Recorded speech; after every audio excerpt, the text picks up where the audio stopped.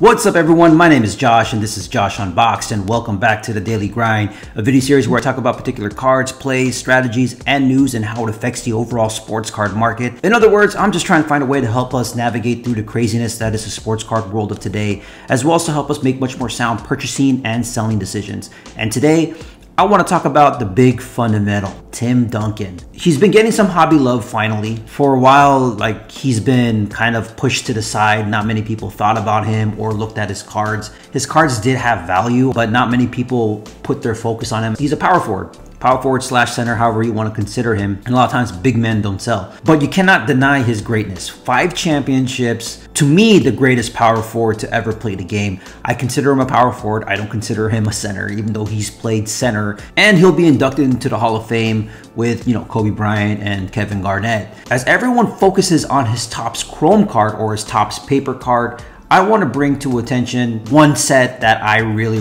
love, and that is the 1997 Flair Showcase set. If you're not familiar with the Flair Showcase set, it started in 1996 with the Showcase brand. Flair came before that, but Flair Showcase started in 96. And the way they did it in 96 is they had 3 tiers, row 2, row 1, and row 0. And as you went down the rows, it got increasingly rare. So it was common, uncommon, and rare. In 97, they did 4 rows. They did row 3, row 2, row 1, and row 0, with row 0 being numbered to 250.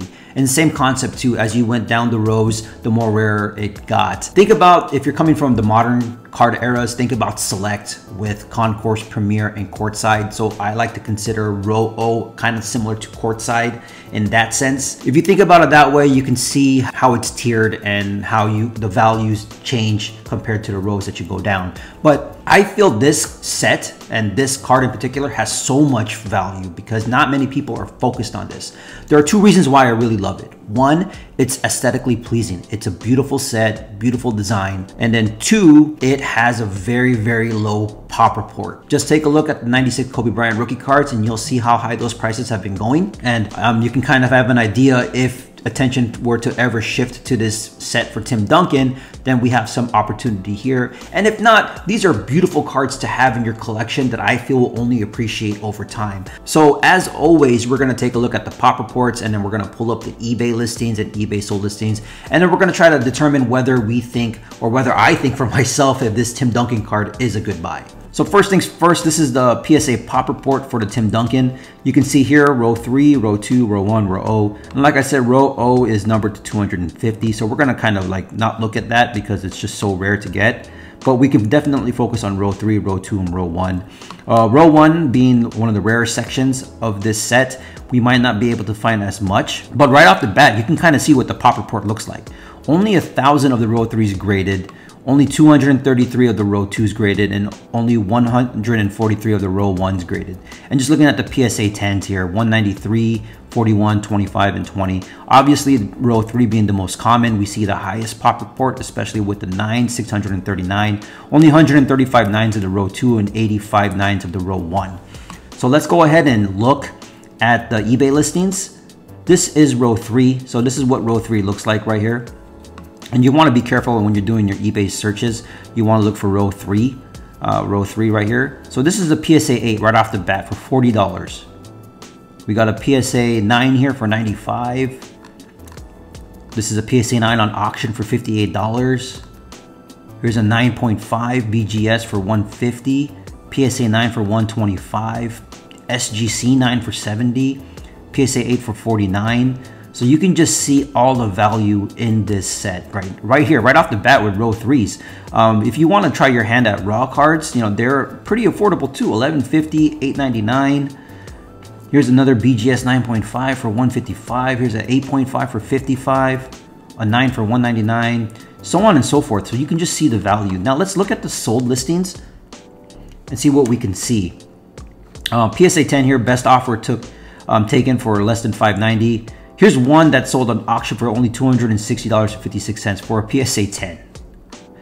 That's insane to me. BGS 9.5 went for less than $119.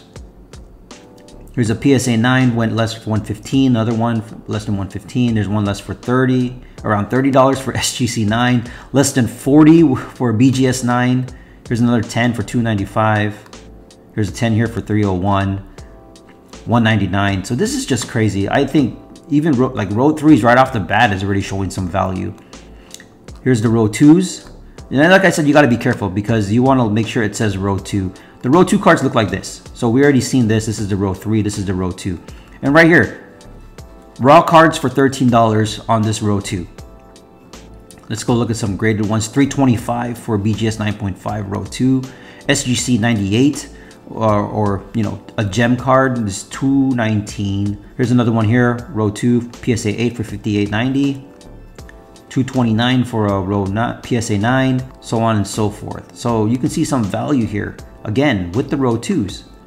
Sold listings less than $98 for BGS 9, $67.50 for SGC 9, $85 for BGS 9, BGS 9 here for $88. Here's a PSA 8 for less than $50. Wow, this is insane. PSA 9 for $50 here. Back a week ago or so. We're gonna take a look now at the row 1. This is what the row 1 looks like right here. So this one is a little different because this is the legacy and these ones are numbered out of 100. So that's why the price is at $3,000. So we want to look at this here. So here's a 9.5 asking for 500, an 8.5 asking for 150. And I think that's it. There's not really much of the row 1s. They're very hard to find. But even then, just looking at this right here, this 8.5 for $150, that just screams out value to me. Here's the sold listings here. PSA 9 went for less than $250. Here's a PSA 9 for $250. PSA 8 for $90. PSA 9 less than $250. PSA 9 for $157. I'm not making this stuff up, man. This Flair Showcase card to me has a lot of value for one of the greatest power forwards to ever play the game.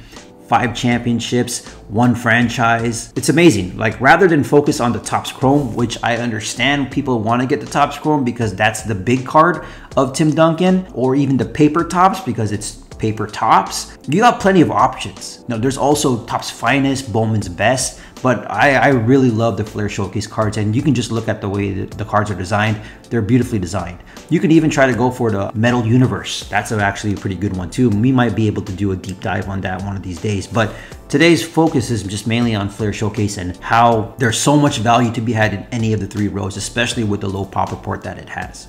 So I really hope you guys found some value in this. Maybe these Tim Duncan cards are a good buy, maybe not, depending on how you feel about Tim Duncan. If you think there's any value in him and going up, I feel there's plenty of value with Tim Duncan, and as we go along, his cards will increase over time. Like I said, a lot of this for me is more of a long-term hold versus a short-term flip.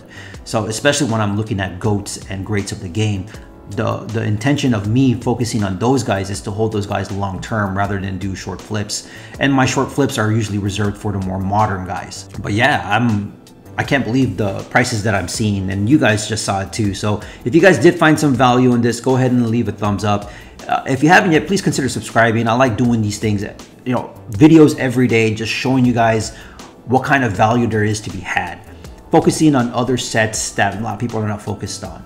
Whether the demand will shift to these sets or not, who knows? It really is a buyer's market in terms of demand and how high these cards can go. But it doesn't mean we can't purchase cards that are beautiful, 1, and 2, that provide great value. So even if these cards don't go up, you still have a very, very nice Tim Duncan rookie card that has the potential to go up for a long period of time. So with that being said, my name is Josh, and I'll see you guys in the next video. Later.